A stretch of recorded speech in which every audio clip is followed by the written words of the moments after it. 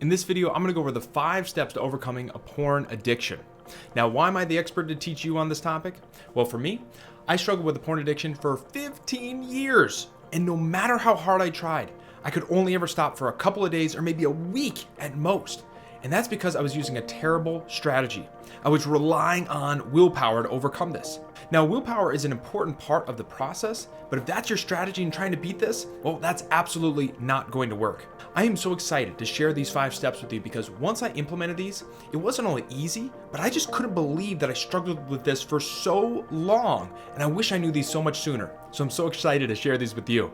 Now, if you're new to the channel, my name is Emmanuel Guarino, and my wife and I, our company is designed to help couples overcome porn addictions together. And so if you have any video ideas, or if you have any comments, or if you have any things you want to share with us, put those in the comments below so that way we can help you in this journey. Now, without further ado, let's go ahead, let's dive in. All right, so the first step in this process is being vulnerable. And the first step in that process is getting honest with yourself.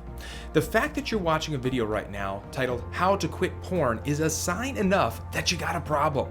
But it doesn't matter if I tell you that. You have to be able to admit that to yourself and say, you know what, I need help. The second part about this is you need to be vulnerable and you need to have that moment of strength and to ask for that help. Because if you're saying, you know what, I'm gonna beat this on my own, no, you're not. Because the only thing that you're beating on your own right now is your meat. You need a team around you. You need people around you that will help you in those times when you are weak. Because if you don't have that team around you, when you're not having that moment of strength, you're gonna fall right into temptation and you're gonna fall right back into those old ways. So you need that team around you as your brain rewires. The third part about this is you need to realize that this is a process, not an event. I used to think, hey, I want to be done with this right now. No, this takes time. There's steps that you need to take, but it's one step at a time. And you need to take this one day at a time. I'm not asking you to not jerk off ever again.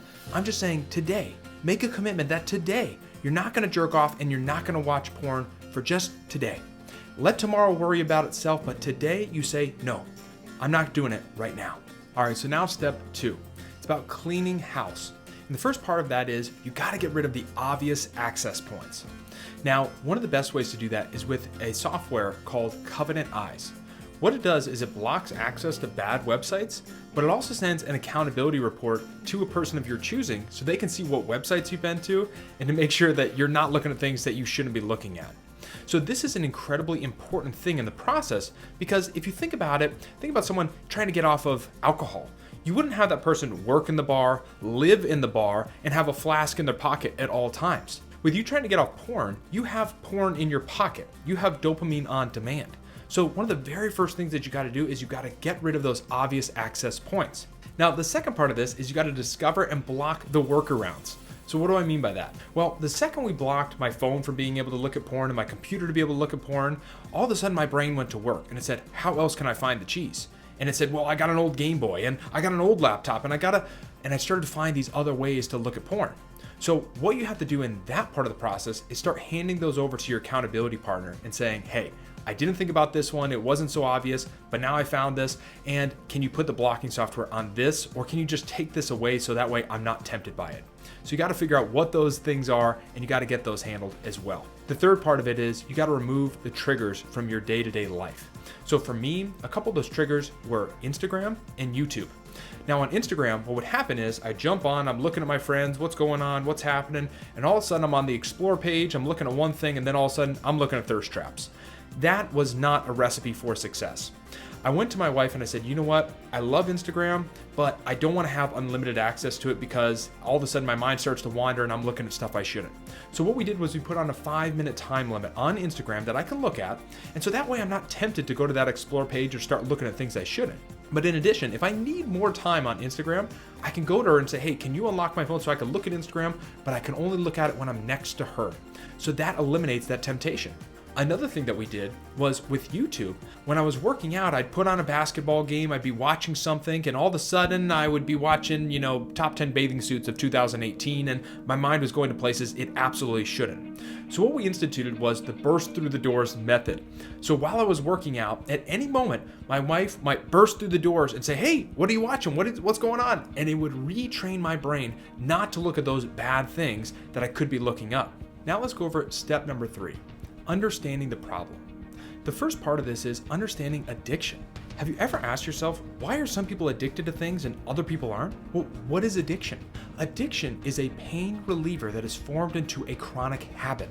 So once we understand this, we can move into the second part, which is attacking the root cause and handling that pain that's going on inside that's making us want to go after this thing. I know for me, once I did this, it made things so much easier as I went through this process. The third part is learning how to handle triggers when they arise. No matter how good you make your environment, how safe or how many safe searches you put on your computer, there's still going to be things that come into your life that are going to trigger you. So learning how to handle those triggers when they arise is incredibly important. And in our course, we go over a ton of exercises and a ton of ways on how to deal with those. Okay, so now step 4, dismantling the porn fantasy. I know for me, when I used to watch porn, I justify it by saying they love it. They love their job. They love being in porn. No, they don't. Once you understand the truth, you can never watch it the same. For so many of these women, they're at their wits' end. They don't know where to turn. They've been told their whole lives that all that they're good for is sex. And so they got into porn and they're saying, you know what, I'm just going to do some vanilla stuff and I'm not going to do anything crazy. But then they get on set and the director's telling them, you're going to do this and you're going to do all these horrendous acts. So they call their agent. They say, well, I don't want to do this. You said I didn't have to. And then they're screaming at them saying, you better do it. You better shut up and get with the program. And so they are literally slaves to their situation. They don't know where to go because they need that money. They need that check. So then they turn to drugs to help them cope and help them to get by. And it's a vicious cycle that they find themselves in. They don't love it. And once you fully understand this, you can never watch porn. It'll never be the same to you ever again. Now, the second part of this is understanding why porn is so dangerous. It literally hijacks your brain. And you might have felt like you would die if you didn't look at porn. But porn is a gateway.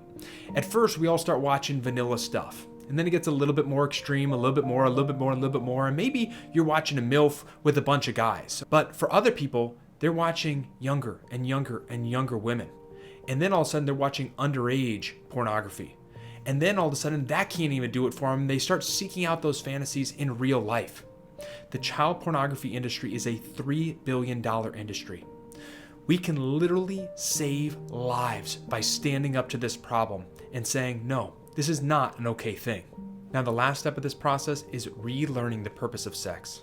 It's not about domination or that animal instinct and the gratifying yourself. No, it's about love, connection, and intimacy, which is the exact opposite of what porn teaches you. What porn teaches you is if you don't have an 18-inch penis, you're not worthy of being loved. You're not worthy of that love, connection, and intimacy. No, you are. You absolutely are, and you can have what your heart truly desires, which is that love, connection, and intimacy. Now, to finish things off, step 5, paying it forward. Understanding the ripple effect. You know, when I used to watch porn, I used to think it only affected me. It was just me and that screen. It didn't affect anyone else. Well, I couldn't have been more wrong. See, once I studied what porn was doing to relationships and to marriages, well, I could never look at porn the same way. Take a look at this.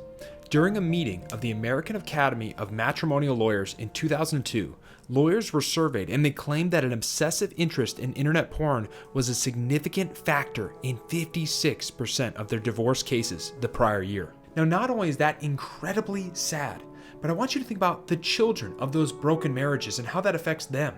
I also want you to understand that 1 in 10 porn users are 10 years old or younger. So think about those future generations and the future generations after that and after that. What are we going to do?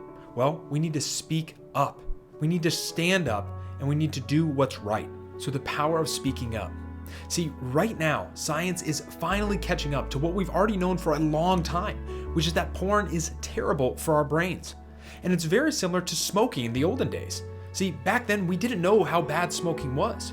But once the health threats of smoking became public and people started talking about it, people started to quit. See, here's what's amazing. In the 1980s, after the health threats of smoking became widely publicized, about half of Americans who had ever smoked addictively quit. And most remarkable of all, more than 90% of them quit without any kind of treatment. So just by you speaking up about the threats of porn and what it's doing to our minds and to our relationships, you can save marriages. You can save children. You can change this world for the better. See, I used to think it only affected me watching porn on a screen. Well, guess what? I turned off that video, I turned on the camera, and I made this video. And I'm sharing that inspiration, that hope. And you can do the same thing. You can inspire others. You can save marriages, save children. You can change this world for the better. Because the last point is that you don't have a choice whether or not you're fighting in this battle. But you do have a choice of if you're fighting for good or if you're fighting for evil. See, at the end of the day, what does it even matter though? See, for me, the thing that finally pushed me over the edge was realizing that this battle with porn is so much more than what it was on the surface. This is a spiritual battle that's going on. And I felt my God, my Savior say, I need you to stand up. I need you to help raise up an army to fight this evil power. And if you want to hear more about that, I'd be happy to share that with you. But my last thing that I want to tell you is that I get to live a life of freedom now. I don't live a life where I'm thinking about porn 24/7 or I'm trying to hold myself back. No, I get to live a life of freedom. And if that's something that you want, then like, subscribe, comment, and go through our webinar. Find out more about how we can help you overcome this addiction. We are here for you. My question to you is, are you going to fight for good or are you going to fight for evil? That choice is up to you, but we welcome you to join us on Team Vulnerable.